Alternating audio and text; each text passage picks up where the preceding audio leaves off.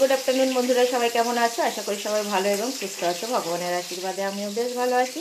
তো অনেক দিন বাদে একটা লং ভিডিও নিয়ে এলাম তোমাদের সাথে। আজকে একটা স্পেশাল মেনু রান্না হচ্ছে ঘরে, আর সেটাই তোমাদের সাথে শেয়ার করবো। কেউ স্কিপ করবে না ভিডিওটা, পুরো ভিডিওটা দেখো, আশা করি ভালো লাগবে।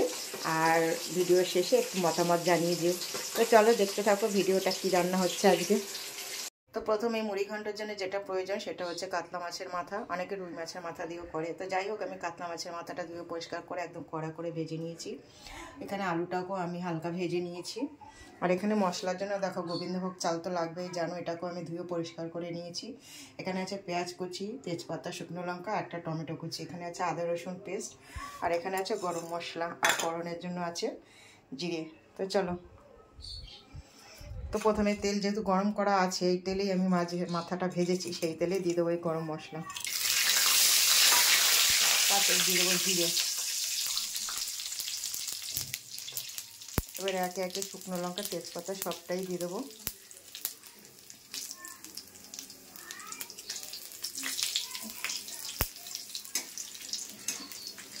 পুরো রেসিপিটা দেখো আর দেখে মতামত অবশ্যই জানিয়ে যাবে। আর তোমরা কেমনভাবে করো, কারণ রান্নার পদ্ধতি সবাই একরকমভাবে করে না, এক একজন এক এক রকমভাবে করে।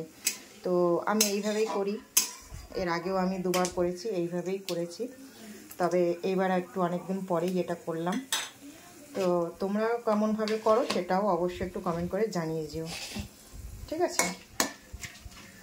ভিডিওটা যদি একটু বড় হবে কেউ স্কিপ করবে না প্লিজ সবাই। এবার দিয়ে দেবো পেঁয়াজ কুচি। আমি এই বড় সাইজের 3টের মতন পেঁয়াজ কুচি, 100 হবে, 100 কি 110-15 গ্রাম এরকম হবে। তোমরা তোমাদের মতন আন্দাজ করে দেবে। আমার চালটা সম্ভবত 200 এনেছে তোমাদের দাদাভাই, তো সেই আন্দাজে করছি। আর মাথাটাও দুটো আছে, দুটো কাতলা মাছের মাথা আছে বড় সাইজের।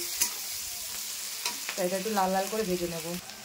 এবার দিয়ে দেবো আমি একটু নুন, পেঁয়াজটা নরম করার জন্য। আমি যে কোনো মাংস রান্না করি বা ডিম করি, যাই করি, পেঁয়াজ ভাজার জন্য আমি নুনটা আগে দিয়ে দিই, যাতে পেঁয়াজটা নরম হয়।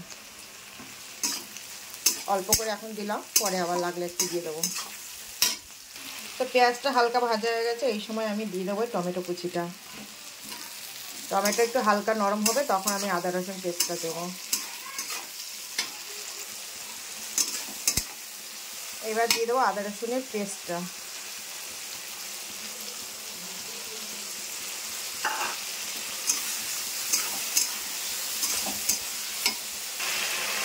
এইবারে দিয়ে দেবো একটু লঙ্কার গুঁড়ো কালারের জন্য, আর দিয়ে দেবো হলুদ।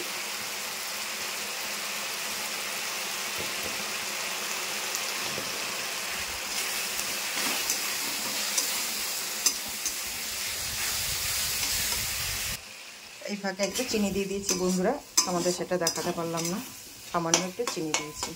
তো দেখো মশলাটা আমার মোটামুটি কষিয়ে এসছে, তেল ছেড়ে এসছে।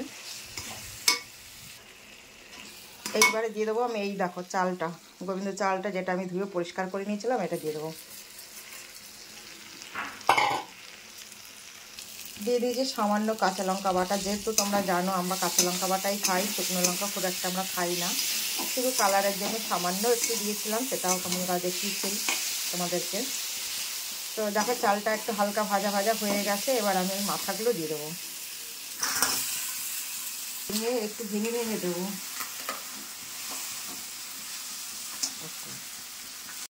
মাথাগুলো আমি ভেঙে ভেঙে দিয়েছি, পরে আবার আরেকটু ভেঙে দেবো। আর এইবার দিয়ে দেবো ভেজে রাখা আলুগুলো দিয়ে। এবার এই চালটা যতটুকু সিদ্ধ হতে জল লাগে সেই পরিমাণ মতন জল দেবো, দিয়ে চাপা দিয়ে দেবো। তারপরে হয়ে গেলে নামানোর আগে গরম মশলা দেবো, ঘি দেবো। তা কারা কারা মুড়ি ঘন্টা খেতে ভালোবাসে অবশ্যই কিন্তু একটু কমেন্ট করে জানাবে। তো দেখো বন্ধুরা, আমার মুড়ি ঘন্টটা হয়ে গেছে, চালগুলো পুরো সিদ্ধ হয়ে গেছে আর ঝরঝরেও হয়ে গেছে, দেখতেই পাচ্ছ। তো এখন নামানোর আগে আমি দিয়ে দেবো একটু গরম মশলা। ঘি থাকলে খুব ভালো হতো, ঘিটা এই শেষ হয়ে গেছে।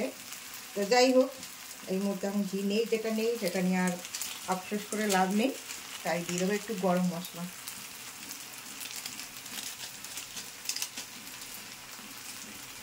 দিয়ে এবার নাড়ি চাড়িয়ে নামিয়ে নেবো। তো বন্ধুরা দেখো রান্নাটা আমার কমপ্লিট হয়ে গেছে। তো তোমরা মুড়িঘণ্ট কেমনভাবে রান্না করো বা কে কে খেতে ভালোবাসো অবশ্যই কিন্তু একটু কমেন্ট করে জানিয়ে যাবে। আর ভিডিওটা যদি ভালো লেগে থাকে অবশ্যই শেয়ার করে ছড়িয়ে দিও। আর যে সকল ইউটিউব বন্ধুরা আমার এই ভিডিওটি দেখলে বা দেখবে অবশ্যই সকলকে অনুরোধ করব প্লিজ সাবস্ক্রাইব করে আমার পাশে থেকো। আর যে সকল ফেসবুক বন্ধুরা দেখছো তাদেরকেও বলবো বন্ধু করে পাশে থেকো, সঙ্গে থেকো। আর অনেক অনেক ভালোবাসা রইল সকলের জন্য। যে সকল বন্ধুরা ভিডিওটি পুরো দেখলে তাদের জন্য রইল অসংখ্য ধন্যবাদ এবং ভালোবাসা। সবাই ভালো থেকো, সুস্থ থেকো। Thank you.